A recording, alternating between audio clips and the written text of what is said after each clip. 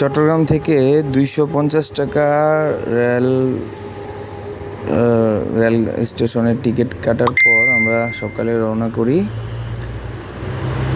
যাই হোক, আমরা প্রায় 3 ঘন্টা 3.5 ঘন্টার মতো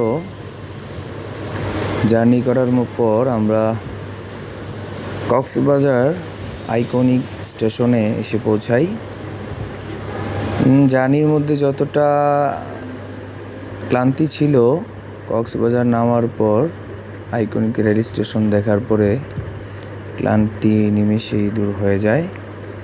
আপনারা যারা জার্নি করবেন, আমার মনে হয় আপনাদের ওই রকমই হবে, কারণ এত সুন্দর এশিয়া মহাদেশের মধ্যে অন্যতম রেল স্টেশন এই কক্সবাজার। আমাদের এই কক্সবাজারের আইকনিক রেল স্টেশন, ভিতর বাহির খুবই চমৎকার।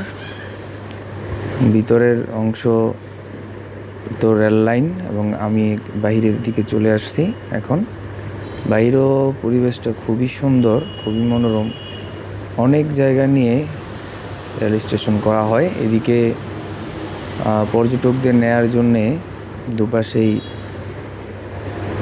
অটো গাড়ি ড্রাইভাররা অপেক্ষায়। এখান থেকে বিচে নিয়ে যাবে তারা।